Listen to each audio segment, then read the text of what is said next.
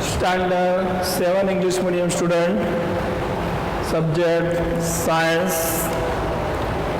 Last time chapter 6 physical and chemical change. We know about the physical change. What is the physical change? We now start कि physical change की हमने definition पढ़ी थी और बहुत सारे एग्जाम्पल भी देखे थे. उसमें थोड़ा रिपीट कर लेते हैं, एक बार देख लेते हैं.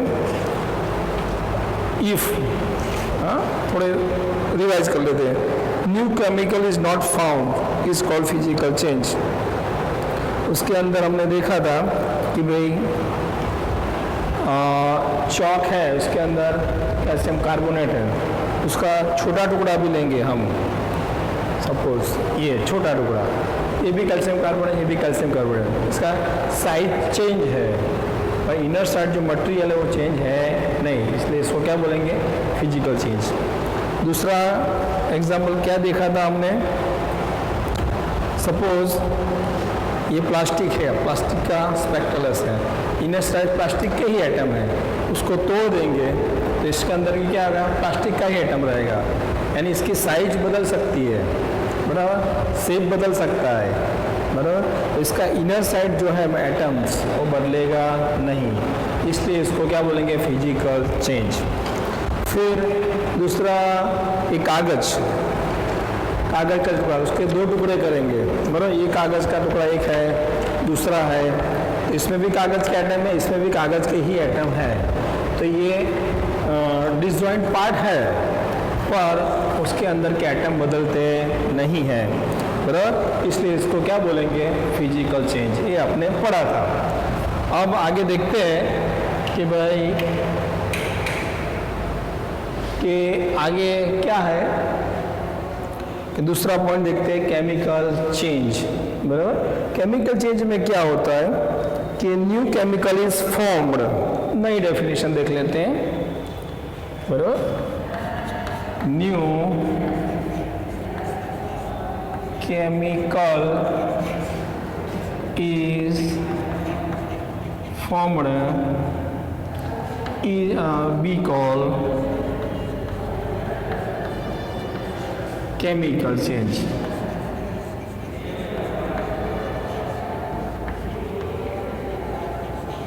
ओके, ये नई डेफिनेशन है. देखते हैं क्या new chemical is formed be call chemical change. Suppose हमने कोई आयन यानी कि लोखंड का टुकड़ा लिया, जो हमारी बेंचिस होती है वो लोखंड का टुकड़ा होता है. हमारे पास साइकिल होती है, बराबर, उसके जो व्हील है उसमें जो सब आयन के सरिये होते हैं, बराबर, वो.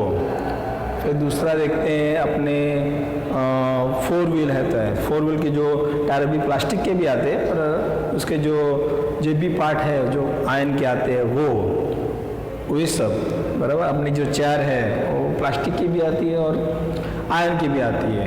हमारी जो विंडो है वो जहाँ आयन लगा है वो सब, ये सब जो है आयन, बराबर. आयन के अंदर जो हम ऐसा खुले छोड़ दें, बराबर, 1 साल तक, तो इस 1 साल तक ऐसा रखेंगे तो क्या होगा? उसके ऊपर पानी गिरेगा, मतलब बारिश आएगी, फिर आयन सनलाइट भी आ सकती है. विंटर में मॉइस्चर यानी कि भीज लग सकता है. ये सब में क्या होता है कि धीरे धीरे जो ये आयन है, तो आयन के ऊपर धीरे धीरे उसका ऊपर का जो है पॉड लेवल ऊपर का वो धीरे धीरे चला जाएगा, बराबर. उसको क्या बोलेंगे? उसको बोलेंगे रस्ट. क्यों? ऊपर से वो कवर निकलने लगता है.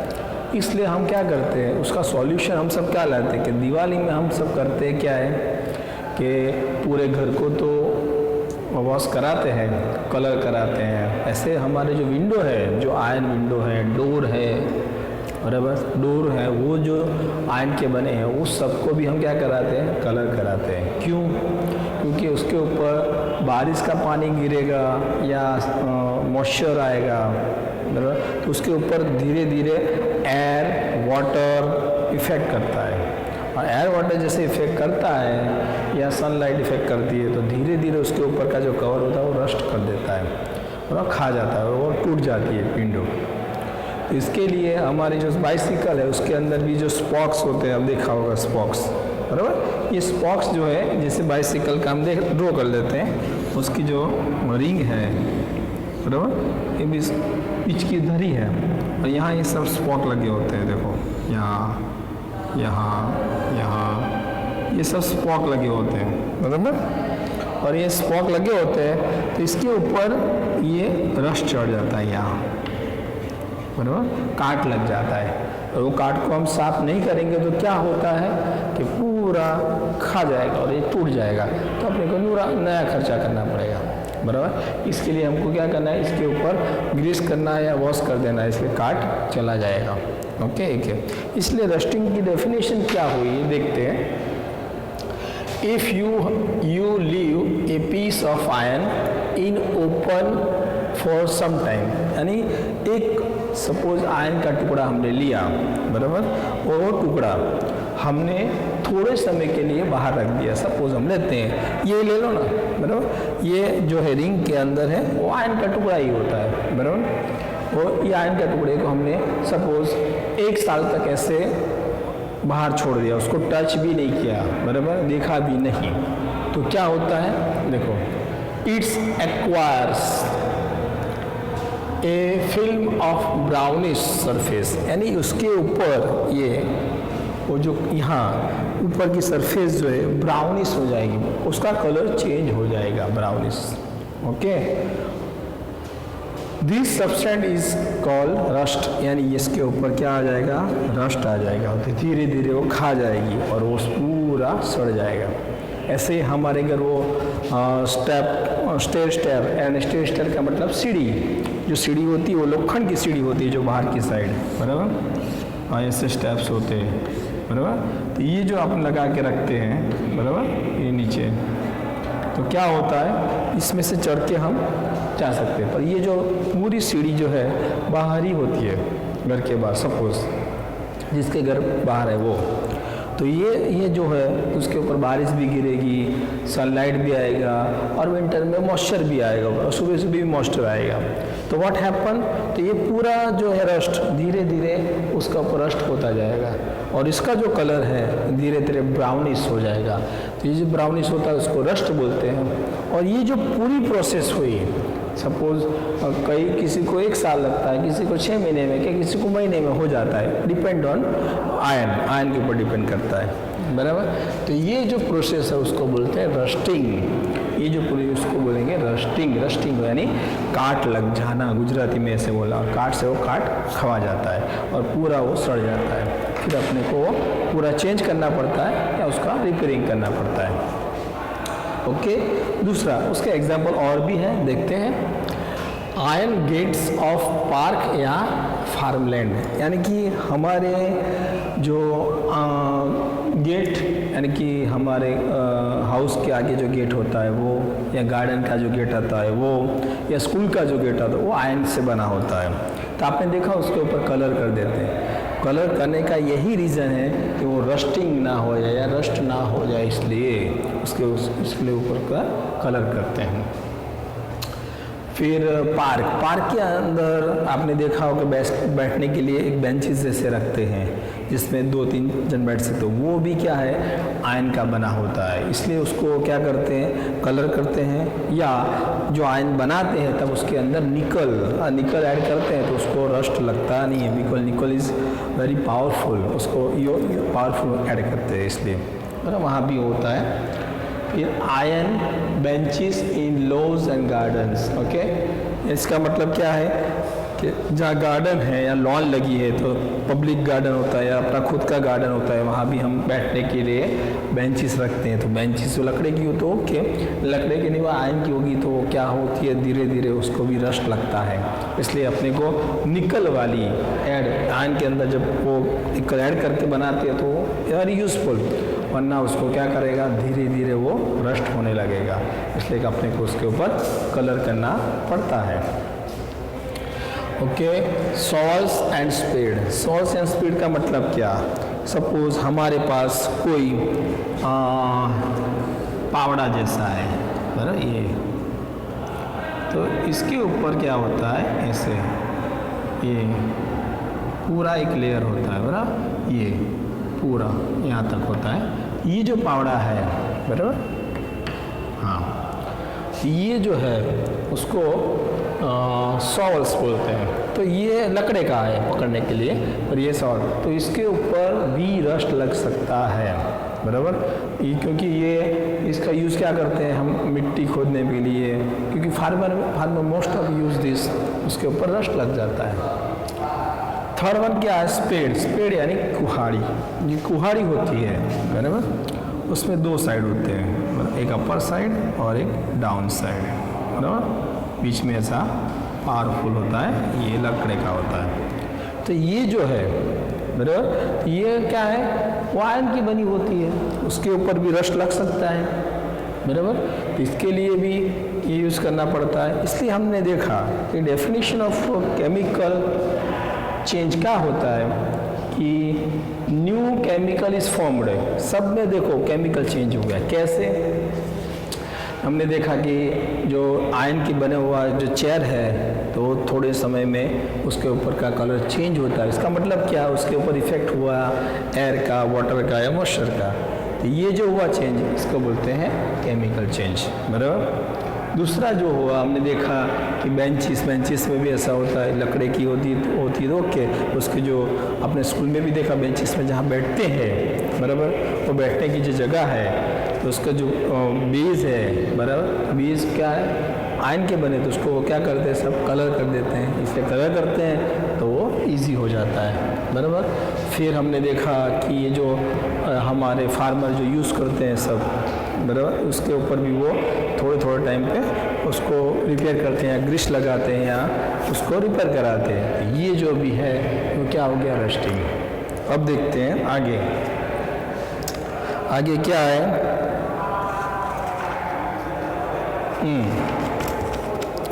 ओके, फिर पूरी दुनिया के अंदर, हाँ, पूरी दुनिया के अंदर अब जैसे हमारे शिप जहाज जो पानी में चलते हैं बराबर, वो भी क्या है, वो भी आयरन, इसके नीचे का जो पार्ट्स है बराबर, उसके नीचे का पार्ट्स बराबर, वो आयरन से बना है। और आयरन से बना है तो उसके ऊपर क्या होगा, पानी का रस्ट होगा। पानी का रस्ट लगेगा तो धीरे धीरे खा जाएगा। और जो सीप है, सीप के अंदर ये पूरा सीप यहाँ जो खा गया तो होल हो जाएगा, पानी अंदर जाएगा, पूरा सिंक डूब जाएगा। इसलिए इसके ऊपर आगे आएगा ये आयरन का, तो आयरन के ऊपर उसके ऊपर जिंक लगा देते हैं तो वो रस्टिंग होए नहीं और इजी पड़े। ओके, फिर जो हमारे हॉल यानी जो हमारे फार्मर्स भाई है, वो क्या करते हैं कि ट्रैक्टर के पीछे या बड़द के पीछे वो हॉल लगाते हैं। तो हॉल है ना, दो टाइप्स के आते हैं, एक लकड़े का भी आता है, पर लकड़े के नीचे के पार्ट्स का तो जो तो आयरन ही होता है, और दूसरा क्या होता है कि लोखंड का भी आता है। तो ये जो लोखंड का आता है वो वेरी पावरफुल होता है, पर उसके अंदर रस्ट न लगे इसलिए उसको यूज़ बनाते वक्त उसके अंदर निकल ऐड करते हैं। वरना क्या करना पड़ेगा, उसके अंदर वो कलर करना पड़ेगा या रस्टिंग ना, उसके ग्रीस करना पड़ेगा, साफ़ सफाई करनी पड़ेगी, तो वो ईजी पड़ेगा। ओके, चलो अब आगे देखते हैं। एक हाँ, हमारे घर जो है, ओके, हाँ, नाइफ, छरी जो होती है, जो आयरन की होती है, उसके ऊपर रस्ट लगता ही है, इसलिए उसको क्लीन करना पड़ता है। फिर जो खाना मम्मी बनाती है, उसका जो तवा होता है, तवा जो आयरन का होता है, तो उसको भी आप देखा होगा, उसको भी कलर, उसको भी रस्ट ना लगे इसलिए साफ़ सफाई करनी पड़ती है, ग्रीस करना पड़ता है। पर ये सारे एग्जाम्पल है, आपको मालूम पड़ेगा कि ये सब क्या है, रस्ट, और ये प्रोसेस जो होती है पूरी एटमॉस्फेयर पे डिपेंड है। तो ये जो प्रोसेस है इसे रस्टिंग बोलते हैं। अब दूसरा देखते हैं, हाँ, हम जो पट्टी बराबर, एक आयरन की पट्टी होती है बराबर, मैग्नीशियम, वो देखते हैं अपने मैग्नीशियम।